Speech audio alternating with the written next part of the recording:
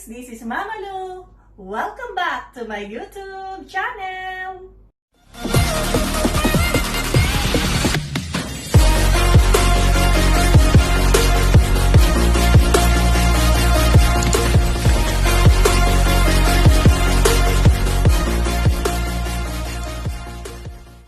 Today we're going to talk about linear inequalities in two variables. Equations and inequalities are two important tools in mathematics. Equations express identity or exactness of quantity, while inequality imply differences in quantities. Just as we use the symbol to represent is equal to, we also use the symbols less than or greater than to represent inequalities. So this is less than and this is greater than. So for example, we say A is less than B. We can also say A is less than or equal to B. Or we can say A is greater than B, or A is greater than or equal to B. So written here are examples of numerical inequalities. So we have 7 plus 8 is greater than 10. Negative 4 is greater than negative 6. 8 times negative 3 is less than 5 times negative 3. 3 plus 4 is greater than 12. 7 minus 1 is less than 0. So as you can see, these examples of inequalities may either be true or false. So let's take a look at the first one. 7 plus 8. 7 plus 8 is 15. 15 is greater than 10. So this is true. Okay? Next, negative 4 is greater than negative 6. So that is still true. Okay, we have here 8 times negative 3. So we have negative 24. And this is negative 15. Negative 24 is less than negative 15. And that is still true. 3 plus 4 is 7. 7 is greater than 12. Is it true? Yes, it is false. Okay, it is false. 7 minus 1 is 6. And 6 is less than 0. Is it true? No, it is false. So as I've said, these numerical examples of inequalities can either be true or false. Sasabihin ng iba, saan ba ginagamit yung inequalities na yan? Bakit hindi na lang Panoy equations? Alam nyo ba that there are relatively more inequalities in real life than equations? And this is very evident in many real life situations. Halimbawa na lang, no, i-compare natin yung value ng Philippine peso compared to US dollars. So ano masasabi nyo dun sa relationship ng dalawa? Diba? Pwede nating sabihin na 1 peso is less than $1 because the value of 1 peso is less than the value of $1. Okay, another example. Sabi ng PSA, no, ng Philippine Statistics Authority, there are more Filipino women than Filipino men. So if we're going to express the relationship, we can say that if the Filipino women is greater than Filipino men. Okay, another one. Sa inyong eskwelahan, may elevator ba? Okay, halimbawa, yung elevator nyo sa school ay pwede lang magsakay ng 10 tao or less. So, pwede nating sabihin that the capacity for C of the elevator is less than or equal to 10. Okay? Another one. In your grades, no? Hindi ba para pumasa ka, you must get a grade, sabi ni ma'am, you must get a grade of at least 75, di ba? In order to pass. So, if G represents the grade, so G is greater than or equal to 75. So that means that your grade must be at least 75. So these are some of the applications of inequalities to real life. A linear inequality in two variables can be formed by simply replacing the equal sign in a linear equation in two variables. So halimbawa, 3x plus 4y is equal to 12. So we can form a linear inequality by simply replacing this equal sign by an inequality symbol. So pwede natin we replace that by greater than. So we say that 3x plus 4y is greater than 12. Or pwede rin naman 5x minus 2y is less than 15. So this is another example. Or y is less than or equal to 4x plus 3. O pwede rin x is greater than or equal to 6y plus 2.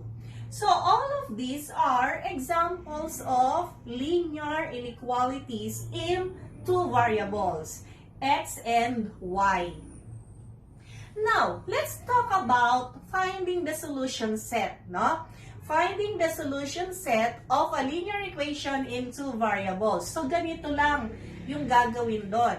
So, okay. So, for example, determine if the points, letter A, 3, 2, B, 0, 0, and C, 3, 0 are solutions of the inequality 2x plus 3y less than 6. So in order for us to determine whether it is a solution or not, you will just substitute this point, no, the coordinates of the point, to the given inequality. Okay, so we have 2x plus 3y less than 6. Let's try the first point. The coordinates are 3, 2. So, ibig sabihin, our x is 3 and our y is 2. So, we just substitute these points, these coordinates, in the given inequality. So, we have 2 times 3 plus 3 times 2 less than 6. Okay, let's try if it is less than 6. 2 times 3 is 6.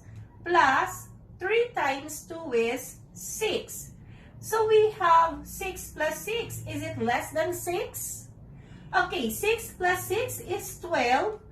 And 12 is not less than 6. So this is false. So the first point, whose coordinates are 3, 2, is not a solution of the given inequality. Okay, how about the second one, the point with coordinates 0, 0. So let us substitute in the given inequality. So 2x plus 3y less than 6.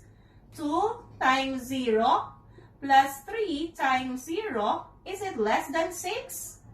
2 times 0 is 0, plus 3 times 0 is also 0. So 0 plus 0, 0 is less than 6. Is it true?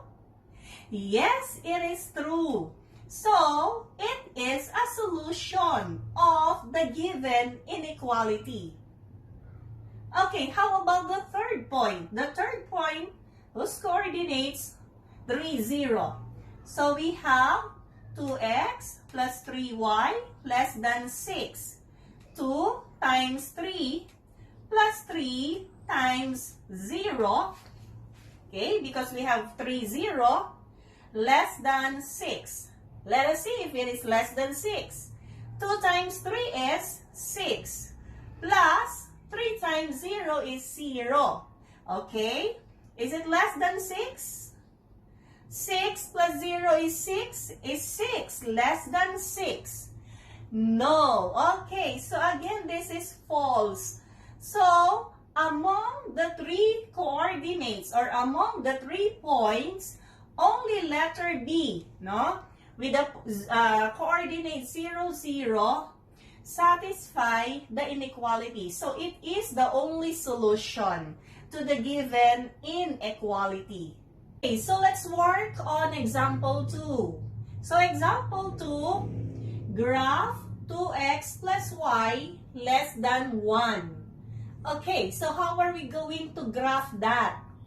First, you are going to replace the inequality symbol by the equal sign. So, gagawin nating equation itong inequality na ito. Okay? So, 2x plus y equals 1. Okay? Bakit kailangan gawing equation? Kasi i-graph natin siya, no? Okay? So, if we will graph that using the intercepts, no? So, if x is 0, na ano ko yan, pinakita ko yan doon sa previous vlog ko. So, if x is 0, what is y? No? So, 2 times 0 plus y equals 1. So, 2 times 0 is 0 plus y equals 1. So, if x is 0, y is 1. Okay? So, this is graphing by using the intercepts. Okay, now, what about if y is 0? Y is 0. So, 2x plus y equals 1. So, 2x plus 0 equals 1. So, 2x equals 1. X is equal to 1/2. So, if y is 0, x is 1/2. Okay, so these are the intercepts that we are going to locate dito sa ating graphing paper, dito sa ating Cartesian plane. So, we have 0, 1. 0, 1. X is 0, then y is 1. Okay, where is that? X is 0, y is 1. Okay, here. Okay, the other one, we have 1/2, 0. X is 1/2 and y is 0. So, nasaan yon? So, nandito yon. X is 1/2, then y is 0. So, it's here. Now, let's go back to the given inequality. So, the symbol is less than, no? Wala siyang equal to, less than lang. So, to graph this, you will connect these points using broken lines. Kapag meron siyang equal to, then you're going to use a solid line. Okay? Is that clear? So, since wala siyang equal to, we will just use broken line here. So, ayan. Ayan yung graph niya. Using broken lines. Ano ibig sabihin ng broken line na yan? No? Ibig sabihin, ng broken line na yan, all the points lying on this line is not included in the solution kapag broken. Yan, parang puso mo broken. Now, kapag solid yan, lahat ng points na nandyan sa solid line na yan ay included in the solution. Okay? Now, ano ang susunod na step? Susunod na step, okay, so as you can see, itong line na to, it divides the plane, ano, sa dalawa. So, this is the first half and this is the second half. Okay? So, ganito ang susunod na step. Pipili ka ng testing point, no? Usually, ang pinipili dyan na testing point ay itong origin, no? Here is the origin, no? Ito yung origin. So, yung origin na yan, meron niyang coordinates. Di ba? Ang coordinates ng origin ay 0, 0. So, yan ang gawin nating testing point. Okay? Paano yung testing point? Balik ka dito. 2x plus y less than 1. Okay, testingin natin. yung 0, 0. So, 2 times 0 plus 0, because we have the point 0, 0. Is that less than 1? 2 times 0 is 0. Plus 0 is 0. Less than 1. 0 is less than 1. Is it true? Yes, it is true. So, since true yan, ang solution nitong linear inequality na ito ay kasama itong si 0, 0, yung iyong origin. Hindi ba nandito si origin? Ayan. So, dito, lahat ng points na nandito sa side na to ni origin ay solution nitong linear inequality na ito. Yan, lahat ng nandyan, including 0, 0, siya ay included in the solution of the given inequality. Ngayon, ang tanong nyo, ma'am, paano po, Mama Lu, paano po kung hindi true ang lumabas? Paano, Mama Lu, kung false? Kung false yan, dito ang solution mo sa kabila. Okay? Halimbawa, tinesting mo, no? Lumabas dito with 0 is greater than 1. 0 mas malaki sa 1. That is false. That is false. So, therefore, the solution will be the other half. No? The other half of the plane. Is that clear?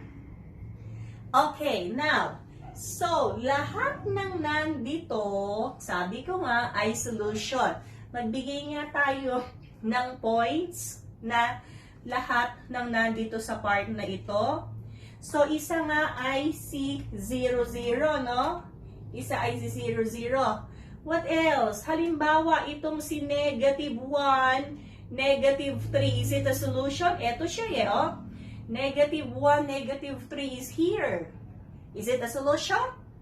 Yes, it is. Negative 1, negative 3 is a solution. What about the point 2, 0? Negative 2, 0. Is it a solution? Yes, it is. Napakadaming points na makikita ka dyan, no? Na solution.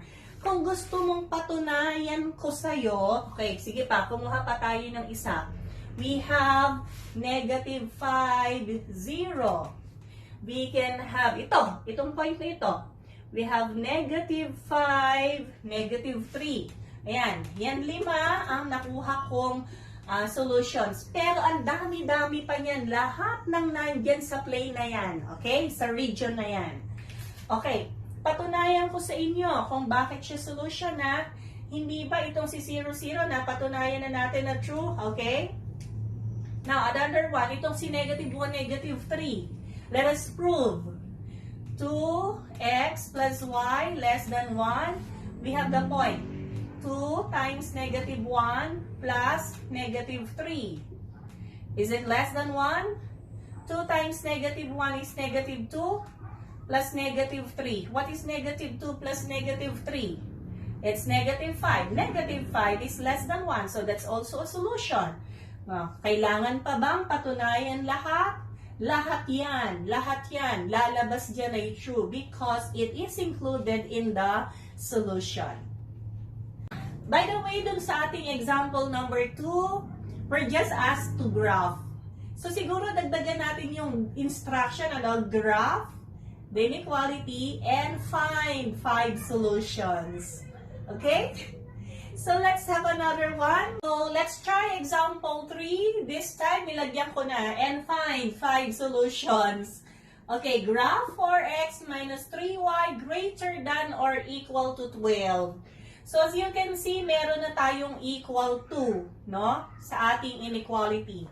So like what we did in example 2, okay? So we use the intercepts, no, in graphing this equation. So we first change the inequality sign to equation. So 4x minus 3y equals 12. Okay? If x is 0, what is y? Okay? So if x is 0, so 4 times 0 minus 3y equals 12. 0 minus 3y equals 12. So divided by negative 3, divided by negative 3. So y is negative 4. Okay? So if x is 0, y is negative 4.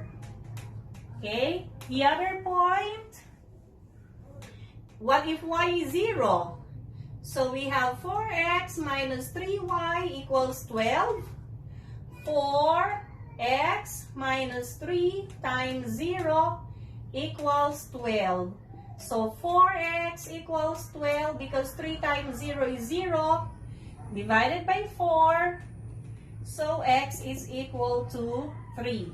So x equals 3 if y is 0. So we have to graph or plot the following intercepts. 0, negative 4 is here. 3, 0 is here. Okay. So, ayan na yung ating dalawang intercepts. Then, since this is greater than or equal to, so we will connect these 2 points using, okay, solid line. Ayan, solid line. Ibig sabihin, even the points lying on the line are included in the solution. Okay?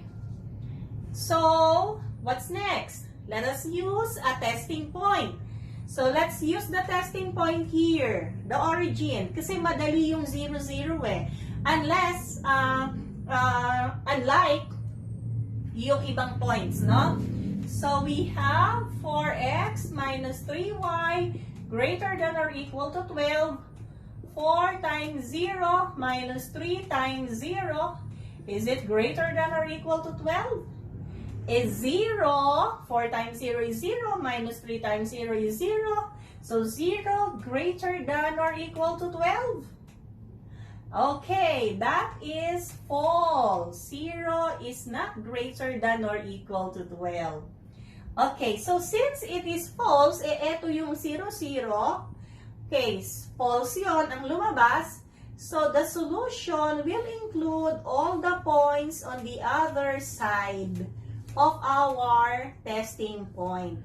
Nandito yan, nandito. Okay, sa kabila. So ano yung mga solutions na nandun? Sabi ko nga, pwede natin gamitin yung nasa line because we have a solid line. Okay? So anong mga points yon? We have the point 3, 0, that's 1. Another one ay itong 0, negative 4. Okay. Another one, ito halimbawa, si 5, negative 6. Here is 5, negative 6. Okay? Ang dami-dami yan. Okay, we can have 10, 0. Okay? Because 10, 0 is here. We can also have 8. Okay, we can also have 8, 3. Okay. So, ayan na yung 5. Ang dami-dami niyang solution. Not only this 5, pero mas marami pa. Okay, so that's all for now, guys. I hope that you learned something from our lesson today. Sana mataas ang makuha niyo sa exam. Good luck! Bye!